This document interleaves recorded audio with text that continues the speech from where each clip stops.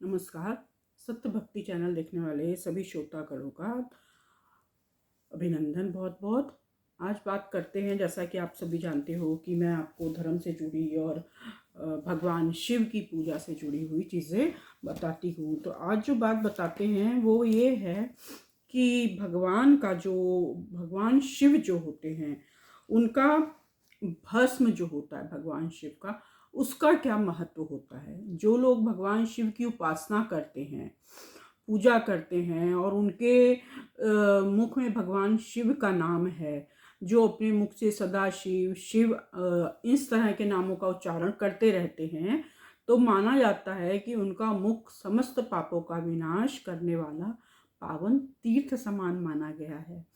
क्योंकि शिव का नाम, उनकी भस्म और रुद्राक्ष, ये तीनों त्रिवेणी के समान बहुत परम पवित्र माने गए हैं, पुण्यमय चीजें मानी गई हैं। भगवान शिव का नाम गंगा है। ऐसा मानते हैं कि ये तीनों वस्तुएं सदा रहती हैं और उसके दर्शन करने मात्र से मनुष्य त्रिवेणी के स्नान का फल पा लेता है, भगवान शिव की आराधना करने से। तो भगवान शिव का नाम गंगा है, ऐसा समझने के लिए बता रहे हैं। जो विभूति है उनकी, वो यमुना मानी गई है और रुद्राक्ष को सरस्वती माना गया है। यानी कि आप ये समझ लें कि त्रिवेणी का जो स्नान होता है उसका फल भी भगवान शिव की आराधना करने वालों को मिल जाता है। अपनी श्रद्धा भक्ति के अनुसार संक्षेप में भगवान नाम की महिमा का जो भी वर्णन है वो मैं आपको बता रही हूँ कि इसे प्रेम पूर्वक सुने। कि जो सब पापों को हरने वाला शिव का नाम है, पाप मूलक है, जो नाना प्रकार के दुख हैं वो शिव नाम करने से नष्ट हो जाते हैं। अब आप कहेंगे कि क्या सिर्फ भगवान शिव का नाम करने से ही पाप नष्ट होते? नहीं, आप भगवान जिन भी 5 स्वरूपों में से मैंने आपको पहले बताए हैं ईश्वर के स्वरूप, उनमें से आप जिस किसी का भी नाम लेते हो उनका महात्मा बराबर ही है। लेकिन क्योंकि हम यहाँ पर भगवान शिव की चर्चा कर रहे हैं, हम उनके नामों के बारे में बता रहे हैं, तो इसलिए हम शिव जी की ही महिमा का गान कर रहे हैं। जो मनुष्य इस पर सदा भगवान शिव के नामों का जाप करता है वो वेदों का ज्ञाता है, वही पुण्यात्मा है, वो धन्यवाद का पात्र माना गया है। क्योंकि उसके अंदर बहुत कुछ घटित अपने आप ही हो जाता है, विद्वान माना जाता है। जिसका शिव नाम जप में विश्वास है उसके द्वारा विभिन्न प्रकार के जो धर्म होते हैं तत्काल फल देने के लिए आ जाते हैं। यानी वो जो भी छोटी पूजा आराधना कुछ भी करता है तो उसको उसका फल जल्दी मिलता है। जैसे बाकी लोग जो कभी पूजा पाठ नहीं करते या अपने इष्ट का नाम नहीं जपते, उनका नाम नहीं लेते, तो उनकी पूजा भक्ति में समय लगता है। लेकिन जो लोग भगवान की शरण में गए हुए ईश्वर के नाम को जपते रहते हैं उनको उसका फल जल्दी मिल जाता है। भगवान शिव के नाम से जितने पाप नष्ट होते हैं उतने पाप मनुष्य इस धरती पे कर भी नहीं सकता। ये बात ध्यान रखें, ये सात्विक मनुष्यों के लिए कही जाने वाली बात है। जो पापी हैं, दुराचारी हैं, उनके लिए नहीं कहा जा रहा है। जो सात्विक मनुष्य उनके लिए कहा जा रहा है कि जो शिव नाम रूपी नौका पर चढ़कर संसार समुद्र को के जो सागर के समान है उसको पार करते हैं, वो जन्म मरण के इससे मुक्त हो जाते हैं, वो जन्म मरण से निकल जाते हैं। परंतु आपकी भक्ति जो है वो निष्काम होती है अगर, तो आप जो है क्या बोलते हैं भगवान की मुक्ति को पाते हो। और अगर आपकी मुक्ति जो है वो आपको नहीं चाहिए और आपको संसार के ऐश्वर्य और भोग चाहिए हैं, तो आपको भगवान के नाम करने से जो भी आपका फल मिलता है वो आपकी सांसारिक वस्तुओं के रूप में भी दिख जाता है। लेकिन लोग कहते हैं कि जो ज़्यादा पूजा पाठ करते हैं वो दुखी रहते हैं और जो कम पूजा पाठी होते हैं उनको जल्दी से सब चीज़ें मिल जाती हैं, वो ज़्यादा धनी दिखाई देते हैं। हाँ, वो धनी दिखाई देते हैं, वो होते भी ज़्यादा हैं। जो सच है वो यही है। क्योंकि भगवान की जब आप भक्ति करते हो तो क्या होता है, आप ईश्वर के नज़दीक जाते हो। कुछ भी मांगने के लिए ही आप पूजा कर रहे हो, पर आप जाते तो ईश्वर के नज़दीक हो। और ईश्वर की आराधना का जो सबसे बड़ा फल होता है वो मुक्ति ही होता है। तो भगवान क्या करते हैं, आपके कई जन्मों के जमा किए हुए जो भी पाप हैं उनको धीरे धीरे काटने लगते हैं। तो आप कभी देखो कि जो लोग ज़्यादा पूजा पाठी होते हैं उनके ऊपर ईश्वर कभी बहुत बड़े कष्ट नहीं आने देते हैं। और अगर दुर्भाग्य से उन पर कष्ट आ भी जाता है तो भगवान ही उससे संभलने का मौका भी देते हैं, आपको वो हिम्मत देते हैं, हौसला देते हैं, ताकि आप उस अपने जो अपने कष्ट आपके दुर्भाग्य से आ गया है इस समय, वो आप काट ले जा पाओ। उसकी सहन शक्ति वो भी चीज़ ईश्वर देते हैं। आप माता के नाम का जाप करते हो, आप राधा रानी का करते हो, कृष्ण जी का करते, आप जिसका भी करो, कोई भेद नहीं है उनमें। वो ईश्वरी के अलग अलग स्वरूप हैं। भगवान ने अलग अलग समय पर अलग अलग जगहों पे अपने विभिन्न स्वरूपों में अपनी शक्ति को फैलाया संसार में, ताकि मनुष्य किसी स्वरूप से आसक्त होकर किसी चीज में प्रेम करके उनके उस स्वरूप की आराधना करने लगे। और मनुष्य के जो छोटे छोटे पाप होते हैं वो धीरे धीरे भगवान काटने भी लगते हैं।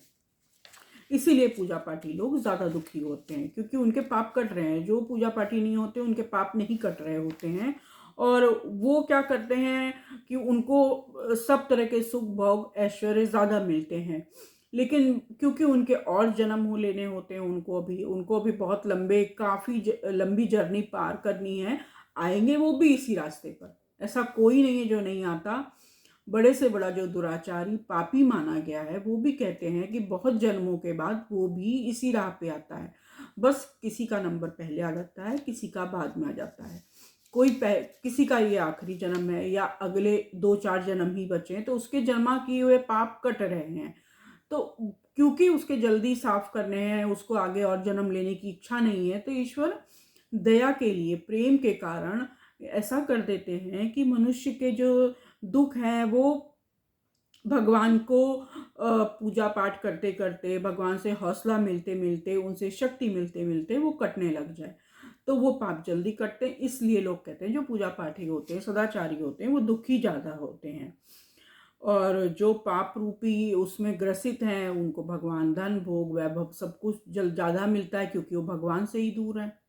वो अपने भाग्य का पा रहे हैं, क्योंकि उनके कर्म कट नहीं रहे हैं, वो भोग रहे हैं उसको। जब उन पर सुख आ रहा है, वो सुख मिल रहा है, तो वो उस सुख का भोग कर रहे हैं। जब उनके ऊपर दुख आएगा तो वो उसका भी भोग करेंगे। पर उनके कर्मों में कोई तीव्र गति नहीं होती। पर जो लोग भगवान की शरण में जा चुके हैं, ईश्वर की आराधना भक्ति करते हैं, जो सिर्फ पूजा की बात नहीं कर रही हूँ, भक्ति की बात कर रही हूँ, जो भक्ति करते हैं, भगवान के नाम रूपी अमृत का पान करते हैं, उन लोगों के पाप जल्दी कटने लगते हैं। और इसीलिए जो है मनुष्यों ने अनेक जन्मों तक तपस्या करी।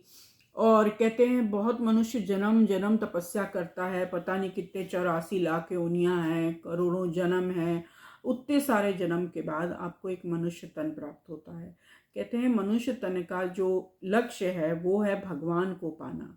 ईश्वर के लोक में आप जाकर रहो, ताकि आप इस जन्म मरण के चक्र से छूट जाओ। इस जन्म छूट जाओ, इससे अगले जन्म छूट जाओ। योगी जन इसी के लिए तपस्या करते हैं, अनेक जन्मों तपस्या करते हैं। जब उसके बाद जाकर के भगवान के नाम की प्राप्ति होती है, कि ईश्वर का नाम आपके मुंह पे चढ़ जाए। आपके हर समय, जिसको अजपा जप बोलते हैं, कि आप भगवान के नाम का उच्चारण करते रहो, आपके मुंह से गंदी बातें नहीं निकल रही हैं, आप बहुत तरह की बातों में संसार में लिप्त नहीं हो।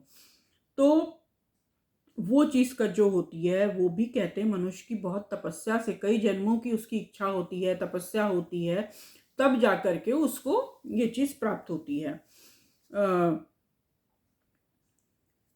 जो भगवान के नाम का जप करता है वो पापों से तो मुक्त होता है, इसमें संशय नहीं है। जैसे वन में जो है अगर आग लग जाती है ना, तो पूरा जला ही देती है, वैसे ईश्वर की भक्ति अगर हृदय में प्रवेश कर गई है तो पापों के समूह को जलाएगी ही। आपने जो पाप जमा कर रखे हैं, भले बड़े हों या छोटे हों, लेकिन जो भी हैं उनका नंबर आता जाता है, वो धीरे धीरे कटते रहते हैं।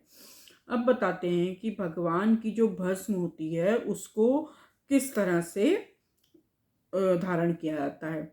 वो 3 प्रकार की होती है, एक होती है श्रौत, एक होती है स्मार्त और एक होती है लौकिक। तो जो भस्म होती है उसके बहुत सारे भेद होते हैं। जो श्रेष्ठ महर्षियों ने बताया कि द्विजों को वैदिक मंत्र के उच्चारण के साथ भस्म धारण करनी चाहिए। तो जो जले गोबर जला करके आप जो भस्म बनाते हो उसको आग्नेय भस्म कहते हैं, और शिव जी को भस्म बहुत प्रिय है। तो आप जब गोबर का कंडा रखते हो, उसको जलाते हो, तो उससे जो भस्म उत्पन्न होती है उसको आग्नेय कहते हैं। ये त्रिपुंड का एक द्रव्य होता है, और इसको थोड़ा थोड़ा जमा करना चाहिए, क्योंकि कोई भी आप यज्ञ करते हो, घर में हवन करते हो जब भगवान का, तो वो भस्म भी थोड़ी सी आप जब हवन करते हो, आप सारा तो नहीं रख सकते हो, पर थोड़ा सा एक आप अंश उसका रखा करो, तो इसको भी आप त्रिपुंड के रूप में धारण कर सकते हो। और महर्षि जबाली जो थे, उन्होंने सभी वर्ण और आश्रमों के लिए मंत्र से या बिना मंत्र के भी त्रिपुंड लगाने की जरूरत बताई है। उन्होंने कहा है सबको लगाना चाहिए त्रिपुंड, जो भगवान शिव की आराधना करते हैं, विशेषकर पुरुष वर्ग। स्त्रियां एक बार को उस चीज को धारण नहीं करती हैं, क्योंकि एक तो हमारा स्त्री प्रजाति ऐसी है कि वो इतनी शुद्ध नहीं होती है, स्त्री में थोड़ी अशुद्धता होती है, और दूसरे स्त्रियां हल्दी कुमकुम का प्रयोग करती हैं। तो एक तरह से उनका तिलक तो वही हो, आप माथे पर टीका टीका लगाते हो, आप बिंदी लगाते हो, आप मस्तक पे सिंदूर धारण करते हो, तो स्त्रियां वैसे भी एक तरह का लगा रही हैं। तो ये जो भस्म वाला होता है ये पुरुषों के लिए बहुत ही ज़्यादा शुभ माना जाता है, उन्हें ये लगाना ही चाहिए। आप साउथ इंडिया में जाओ तब देखोगे वहाँ पे साउथ में लोग जो है वो इसका बहुत ज़्यादा प्रयोग करते हैं। नॉर्थ में कम दिखाई देता है, लेकिन साउथ में बहुत ज़्यादा दिखाई देता है इसका प्रयोग। इसको बहुत शुभ मानते हैं, और जब आप किसी शुभ काम के लिए जाए और या आपका कोई काम बन नहीं रहा है, उस समय आप इसको भगवान शिव के चरणों में छुआ करके इसको लगाएं। इन जो देवियां होती हैं वो भी इनकी इसकी बहुत प्रशंसा करती हैं। कहा जाता है ब्राह्मण, क्षत्रिय, वैश्य, शूद्र और जितनी भी प्रकार की और जातियां हैं, उनको भी इसका लगाने का अधिकार है, वो इसे लगा सकते हैं, कुछ मनाही नहीं है। थोड़ा मैंने संक्षेप में ही बताया है आपको, ज़्यादा मैंने इसे नहीं बताया है, क्योंकि जो डिटेल होता है वो तो बड़े बड़े ऋषि मुनि ज्ञानी बता पाते हैं। देखो आप, मेरे पास इतना भी ज्ञान नहीं है मैं क्या ही हैसियत है कि मैं आपको इतना ज़्यादा उसका डिटेल बना पाऊँ। लेकिन भावों के मध्य भाग से लेकर जो ये एरिया होता है ना, यहाँ पर लगाते हैं लोग। कुछ लोग उंगली से लगाते हैं, कुछ टीके के शेप में लगाते हैं, जैसे आपको अच्छा लगे। भगवान शिव को जो लगती है वैसे तो वो ऐसे लगती है, पर आप रोज ऑफिस जा रहे हो या आप इतना इस तरह से नहीं लगा सकते, तो आप थोड़ा सा भी लगा लो ऐसे करके, जैसे स्त्रियां लगाती हैं। और वैसे तो इसका जो होता है वो बाकी जो ऋषि मुनि और बड़े बड़े गुरु जी जो होते हैं वो इनको लगाते हैं, तो वो तो इसका पूरा विधि विधान बताते हैं कि कैसे लगाना। पर ये जो रोज के लिए आपको मैं घर पे जो सुलभ है उपाय वो बता रही हूँ, कि आप किसी विशेष काम के लिए जा रहे हो तो आप इसको लगाओ। और उसके बाद आप अपने जो थोड़ी सी वो होती है वो आप अपने ललाट पे, दोनों कानों के पास, कंधों पे, हृदय में, नाभि में भगवान का ध्यान करो, और भगवान से बोलो कि ये जो क्या बोलते हैं, कोई भी काम के लिए हम जा रहे हैं, हमारा ये फलाना काम है, ये आपके इस भस्म को धारण करने के कारण शुभ हो जाए, सफल हो जाए। और उसके बाद आप इसको अपना कर देखो, अगर आपको फ़ायदा हो तो आप बताइए।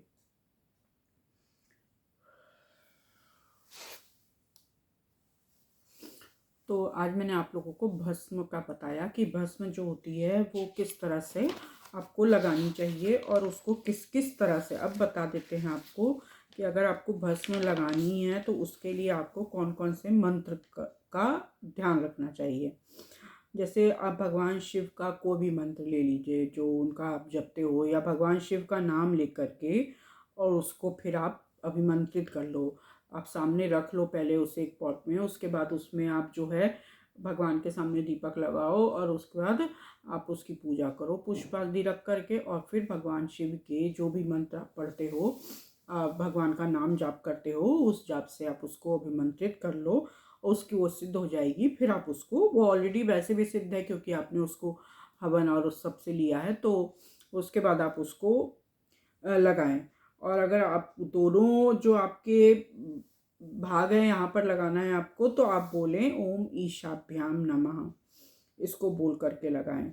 और क्या बोलते हैं, आप अगर नीचे के अंगों में लगा रहे हैं, कहीं पे आपके तकलीफ़ है, दर्द है और कोई तरह का कष्ट है और आपको वहाँ पे लगाना है, तो आप बोलें ओम पित्राभ्याम नमः।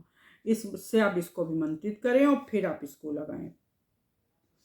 अगर आपको जैसे ऊपर की तरफ कहीं हृदय पे लगाना है, गले में लगाना है और आपको, तो आप उसके लिए बोलें ओम उमेशाभ्याम नमः, ऐसे कहकर लगाएं।